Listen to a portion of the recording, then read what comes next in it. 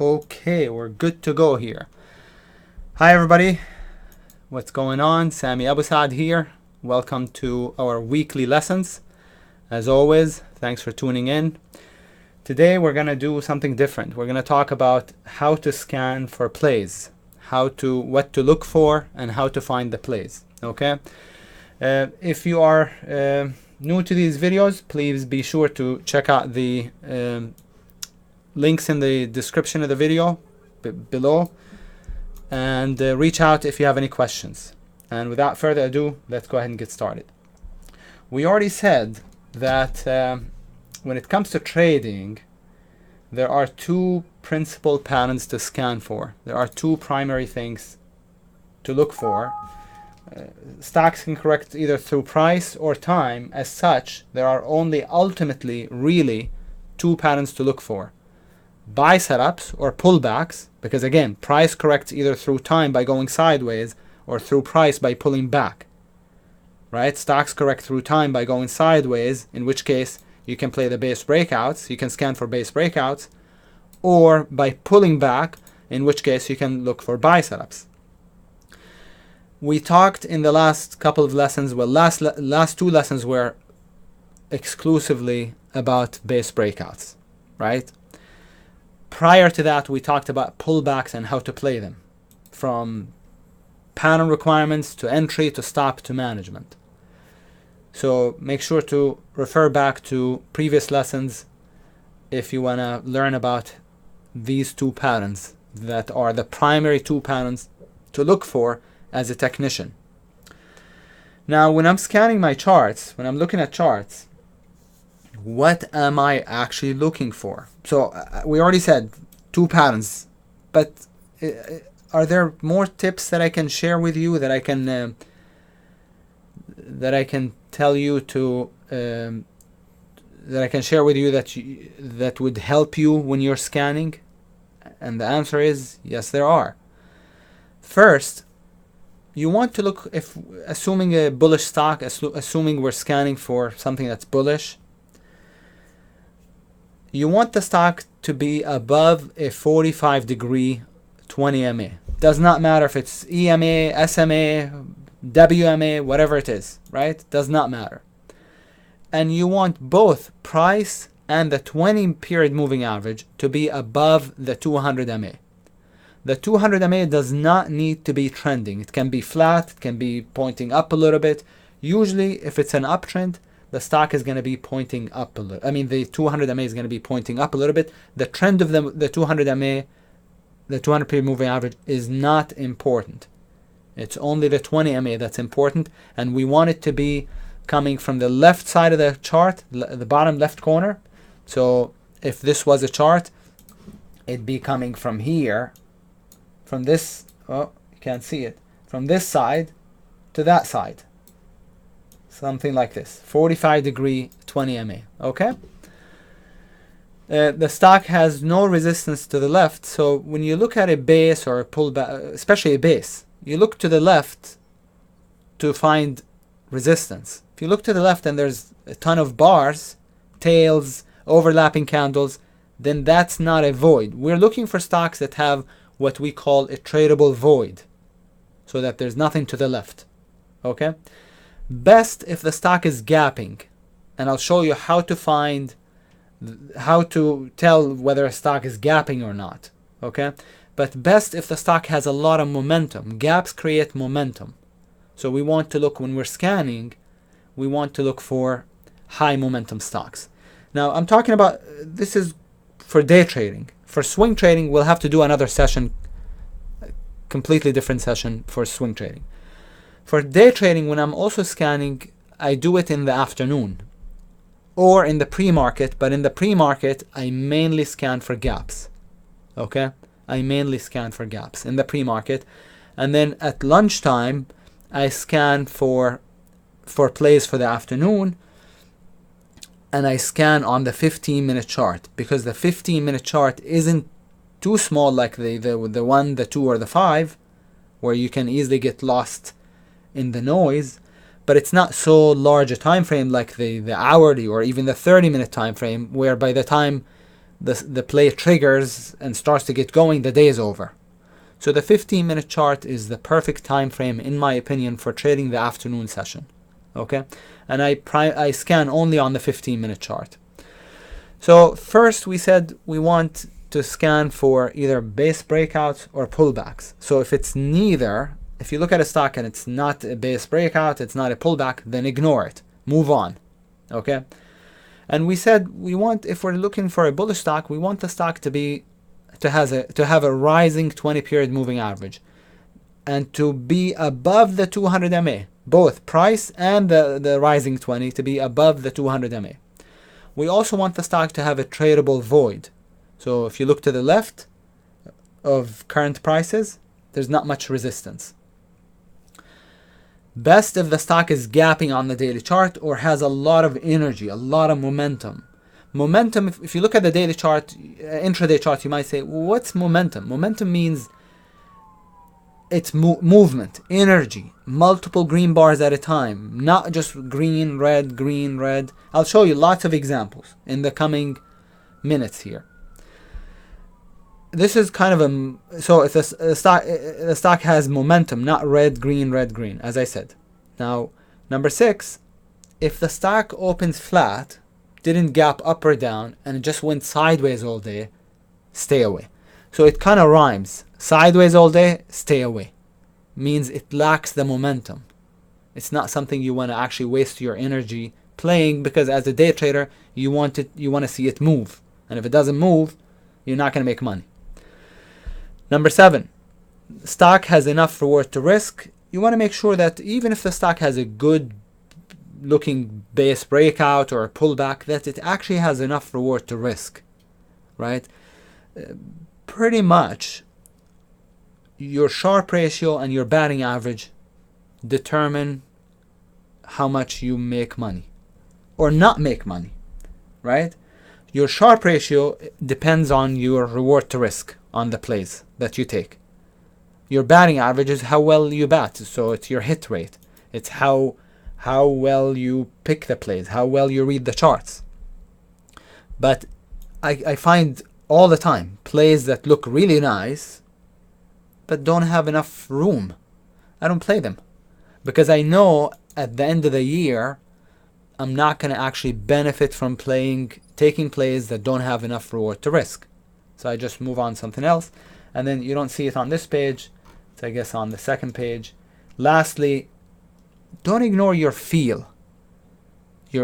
Some people might call it your intuition. Others might say, well, it's your experience. Don't ignore your intuition, your feel for the stock and the next likely move. Don't ignore that, because I ignored it I'm an accountant by trade, okay? I ignored it for the longest ever. And the moment I stopped ignoring my inner voice, so to speak, my trading took a giant step forward. Okay, so don't ignore that. So those are just some helpful tips. With that in mind, let's do some scanning together and see what we can find, okay? With that in mind. Hopefully you took a picture of this, you wrote it down, or this is, being recorded, so you can come back to it later on. All right, let me close out of this. Now, as I said, I scan on 15-minute thumbnail charts. I organize my layouts or my pages. In Realtek it's called a page, and most platforms it's called a layout, by sectors and further by subsectors. So by sectors and industries, basically, right? So that's how I do it, because the moment I look at my charts, if I'm looking at a sector, I can tell right away what stands out. Does that make sense? What's strongest, what's weakest. So it's a good idea to organize your charts like that.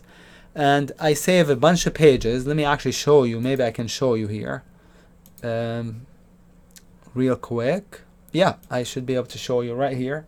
So if you no, here it is. 1 second. Are these the scanning pages? Yeah. So you see these first 8 pages? So I have 8 pages, each 200 charts, about 200 charts. These are the semis, the technology stocks. Ignore this, right? Consumer cyclicals, those are the retail stocks. But retail, and the same with the technology stocks, there's so many different retail stocks, right? There's the department stores. There's the, the clothing, the apparel stocks. There is the, I don't know, auto parts is considered retail.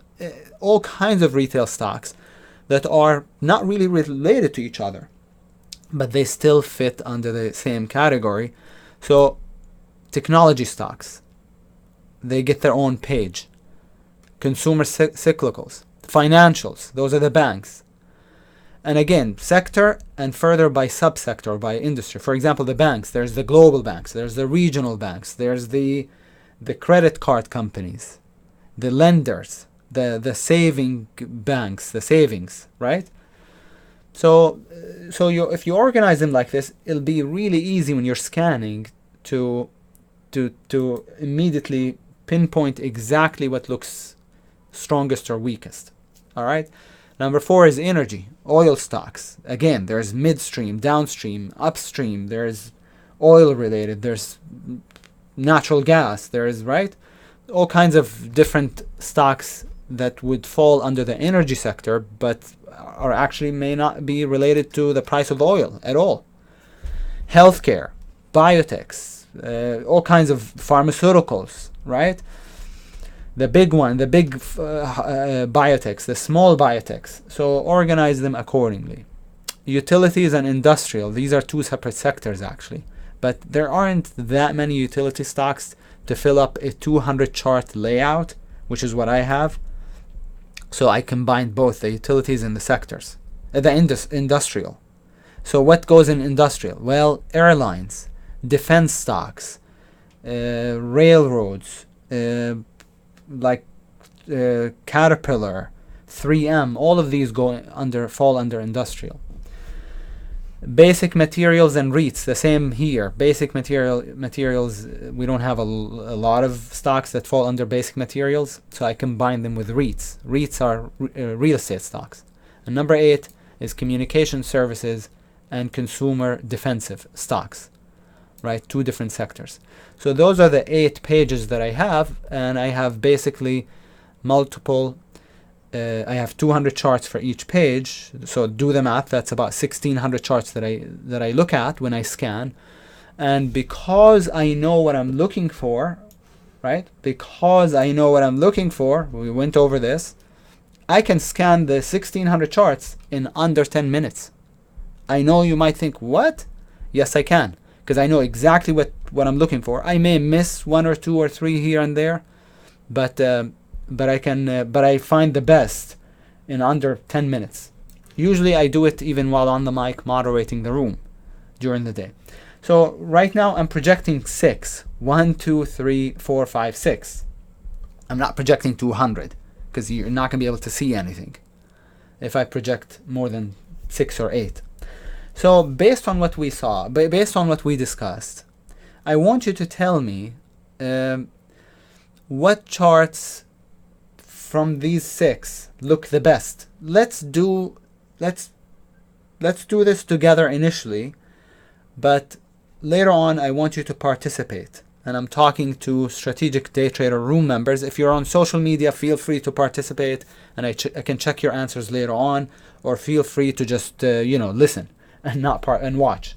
Okay, so if we look at Cisco, we said if it's kind of sideways all day, stay away. But the most important thing is Cisco lacks a pattern, does not have a pattern. If I saw the Cisco here, then I would have said, well, that's not bad as a buy setup. But assuming we're just scanning right now, this is this is 12:30 East Coast time. We're looking for plays for the afternoon. I know the day's over, but assume that the stock is moving. Is there a pattern? Again, what kind of a pattern am I talking about? I'm talking about this base breakout. Is there a nice base breakout or a pullback? Yesterday I recorded a video, hopefully you got the chance to check it out, about the 1, 2, 3 pattern. That's valid too. The 1, 2, 3 pattern is valid, but that's kind of the same as a breakout. It's the same type of a play. So the primary 2 plays, as I said, breakouts and pullbacks. Is there a pattern there? Is there a base breakout? Is there a pullback? No, there isn't. Is there something here that's interesting? No, there isn't. Notice no momentum, not much momentum at all. Notice the momentum here. That's got a lot of momentum. Okay, see it?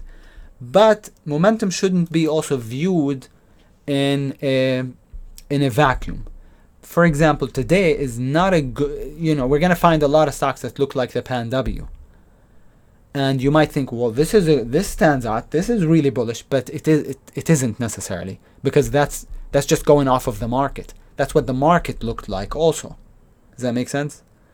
So even though it's really bullish, it's not, it doesn't jump out at me because it primarily looked like the market. But also it doesn't have a pattern. There is no pullback. We don't see a pullback to the rising 20. We don't see a base breakout. So even though it's bullish, you can add it to your watch list, sure, but there's no pattern really. SWIR, this is like the ultimate garbage. Look at this. It's gappy, right? Red, green, sideways, flat 20. It's absolutely no good at all. And the EBIX also the same. Garbage. We talked about QCOM, Qualcomm, sideways, no. This is in an uptrend, but notice it's under the 200. We said no to that, right? We said we want something that's above the 200. I can only project, as I said, 6 charts at a time in order to get them clear to you. So let me look at the rest of the page and tell you what I'm seeing. If there's anything else that I see that I think is good, let me just take a look and I'll show you what I find. Okay. All right. Now that I got stuff out of the way, I want to show you the CN. I'll just make this a little bit bigger. That's bullish, but also lacks a pattern. So it just stands out because it's really bullish, but doesn't have a pattern. Out of the 200 charts that I'm looking at here, let's see, is there something with a good pattern? Is there something, this was good, breakout, but here would be too late. OLED. See, that's basing, nothing to the left, rising 20, above the 200. The 20 goes from if you make this chart a little bit smaller, it goes from the bottom left of the chart to the upper right. So perfect. Now the base wasn't perfect. Don't get me wrong here. The base was a little too thick from top to bottom, too sloppy. But that's something that would have, if I found it here, would have kind of been interesting to me. Here it's already worked out, so that's too late. But OLED would have been nice. Cyber is setting up as a breakout, no gap, and it's moved up all day, so it's a little tired. So not as good as the OLED, which based for a long time. But that is also interesting, and believe it or not, I'm done with the 200 charts. Nothing else jumps out. I'm still looking, but I don't see anything else that looks good. Really, nothing else looks good on this page. So what I do is I go to the next page. And now what's the next page? Next page is, you're going to see it here come up. It's going to be consumer cyclicals. So cyclicals. Let me open it, but I'm probably going to need to take the projection off. Let me just take a look. Probably going to need to take this down for a minute. Opening the second page, or the second sector here. Going to take a minute. It's 200 pages, 200 charts.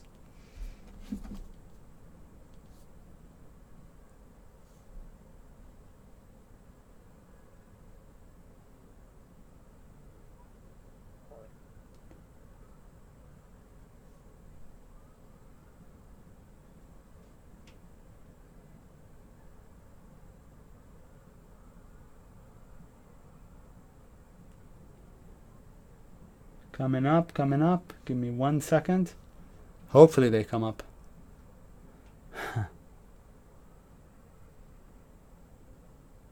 Okay, here we go. Perfect. Okay. Looking at this page, JCPenney is not really suitable for day trading because it doesn't move very much. Normally, I wouldn't put anything on my charts that's less than $10 in price, usually. Okay, from this page, I lost the room, so let me just see where the room is. Okay, here you are.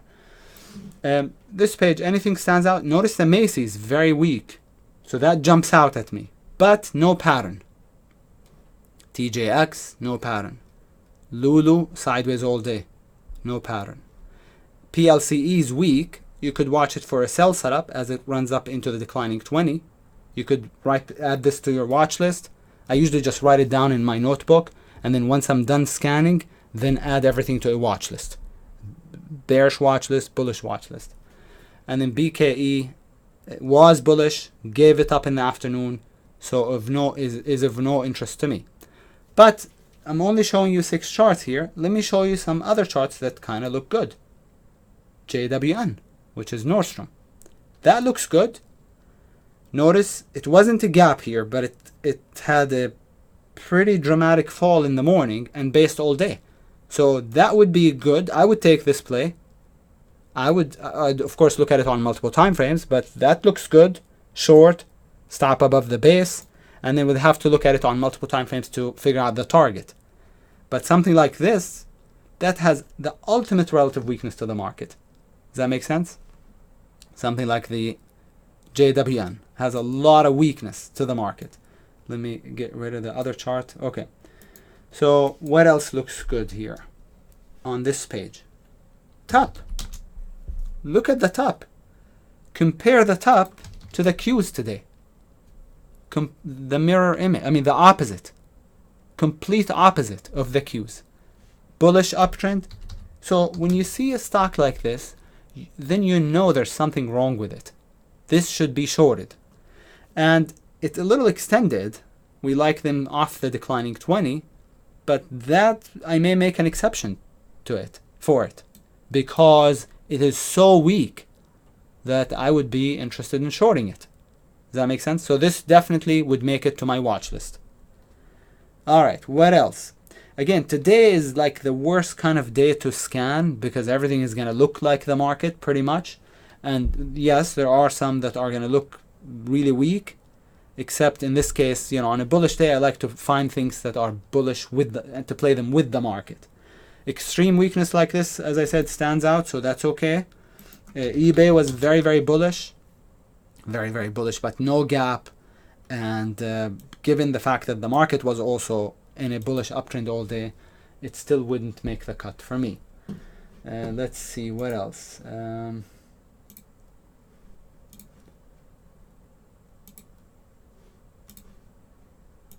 Let me just take a look. I'm trying to get the room out of the way because it's covering some of the charts. So, okay, now that I got it out of the way, let's take a look. I noticed that the HLT has a gap down, so that would be interesting, but it goes against my rule of only playing short if it's under the 200. Reason why I only play short if it's under the 200 because the 200 is a large slow moving average. So it's so if the price is above it, it means the stock is actually in a long-term uptrend. It's bullish. In this case, looking at the hourly chart, looks pretty good as a short, even though it's above the 200 on the 15. I wouldn't mind shorting this. This looks like a swing short. Let's take a look at the daily on this. The daily is not good for swing trading. It's in an all-out uptrend, but on the hourly chart, wow, that looks good. The HLT, right, as a short, looked good. Okay, continuing with this, let me close out of this chart, and I'll show you what else I see on this page. Again, not a lot because today everything looks like the market. Here's this one, real quick. CRPT is a base. CPRT maybe. No, this is gone. That's not the one I meant to type in. Well, here it would have been pretty good as a base breakout. It would have been okay, not that great because there was resistance up above. Of course, it sliced through it like a hot knife through butter, but this would have been kind of interesting. Let's see what else. If there's anything else on this page, not really. Urban was weak. You can tell retail stocks today were weak. Urban was very weak, but above the 200, which usually means on the hourly chart is not very good. It's coming from an uptrend. You want to short only stocks that are downtrending and play long stocks that are uptrending.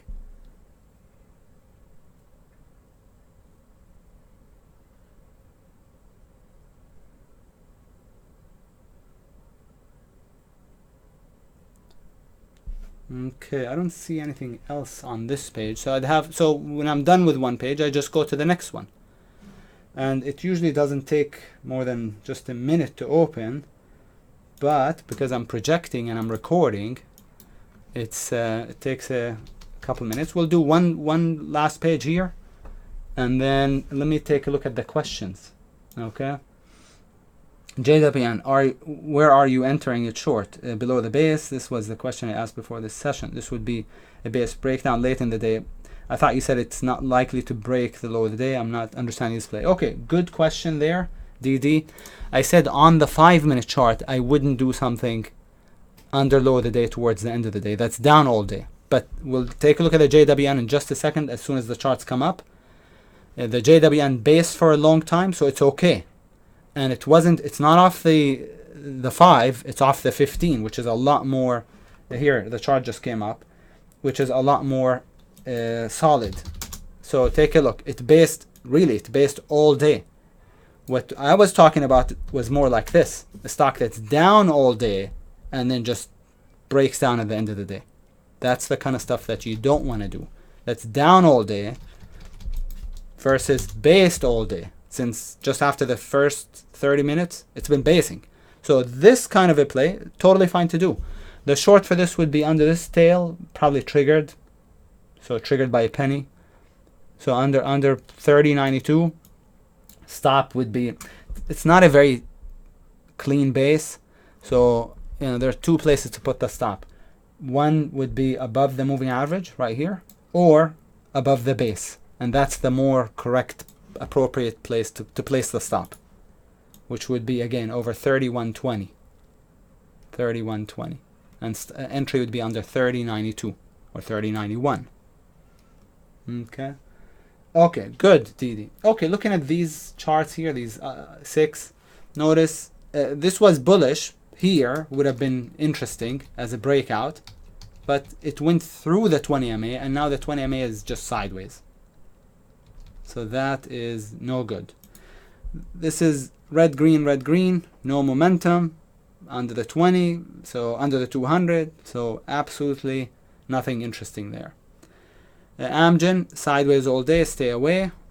Halo was bullish earlier, but sold off really hard, so it is of no interest, and there's no pattern anyway. ALXN also sideways all day. JWN, this is from before, we already talked about it. It would be perfect as a short. It'd be almost perfect.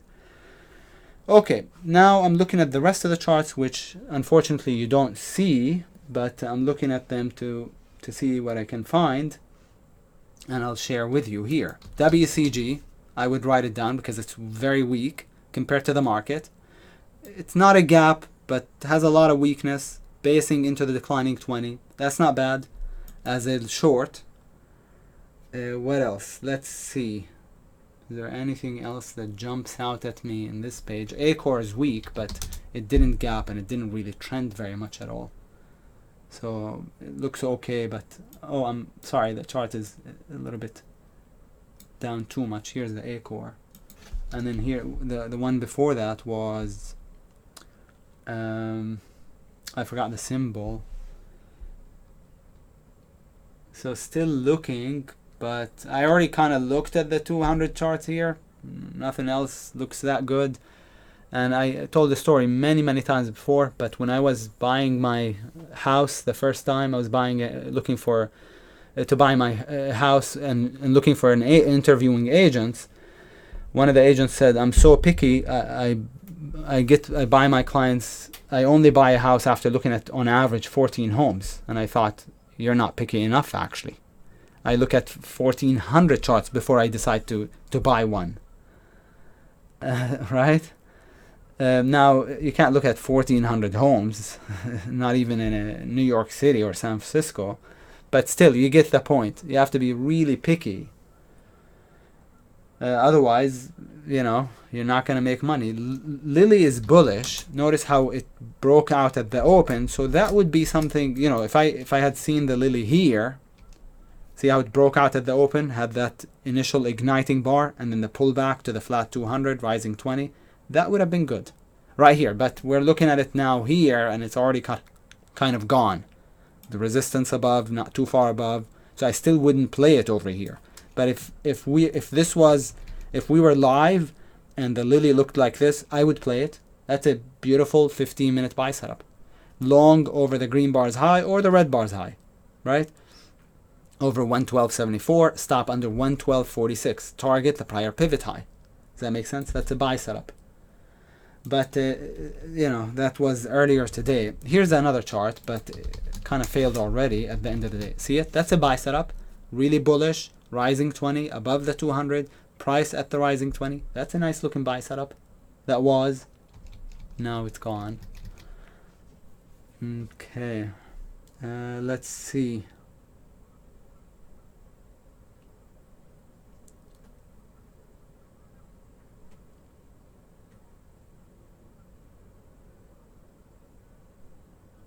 Don't see anything else that looks good. This looked good earlier. See how it moved up nicely initially? Went sideways. So that would have been an okay base breakout, but we ran out of time pretty much. And it didn't really go. It's not that we ran out of time. Usually the best time to play the 15-minute chart would be between about 1:30 to 2:30. Coming out of lunch, between 1:30 to 2:30. After that at 3:30, which is... No, this actually triggered at 1:30, so it would have been okay. But 3 o'clock and after, then you're not giving yourself a lot of time for the play to work and to come to fruition.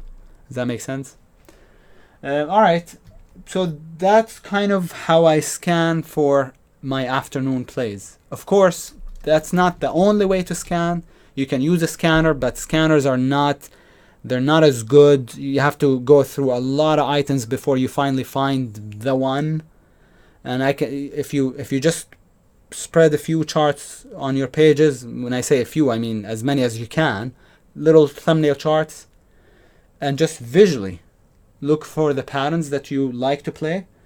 You'll be able it'll be great practice for your eyes. It'll be great training for you. But you could cover a lot of charts really quickly, a lot faster than you could with using a scanner. But my primary watch list doesn't even come from this exercise. I generate my primary watch list from the gaps list in the morning, and I scan the gaps list again in the afternoon. If you're part of the strategic day trader room, you get supplied the gaps list, right? I supply the gaps list in the morning at 8:30 in the morning. So just scan that again at lunch, looking for nice setups off the 15-minute chart, either breakouts or pullbacks, sell setups or breakdowns. Okay, let's go ahead and wrap it up. Are there any other questions? Thanks, Susan. The WCG was the short, right, that I was looking at earlier, which I said was okay. Okay, this is Realtek. I use Realtek as my for charts, as my platform for this at least. I use a different platform for something else, but for scanning I use Realtek. But you can use whatever platform you feel you're comfortable with. There's tons of platforms out there, right? So whatever you feel you can read quickly and easily, and you like the charts, then those are the ones. That's the platform you should use. I have the 200 period moving average and the 20 and the 8, all simple. The 8 I really use it more in the morning, so you don't need the 8. I don't need the 8 primarily. I just need the 20 and the 200, both simple moving averages. Okay. All right, guys, we'll wrap it up. I'll show you next time how to scan for swing plays, or we can do maybe part 2 to today's lesson, since we really didn't find a lot. Don't forget, we're in the heart of the summer doldrums, so there's not a lot right now. We don't have a lot of gapping stocks, but starting next week, we will be back into earnings season. Actually, on July 15th, Citibank kicks it off on the 15th. So we'll be, I can easily find dozens and dozens of plays just through this exercise alone. All right, everybody, thanks so much. And as I said, if you're interested in joining us, be sure to check out the links in the description of this video. And until next time, this is Sami Abusaad with T3 Live. Good trading, everybody.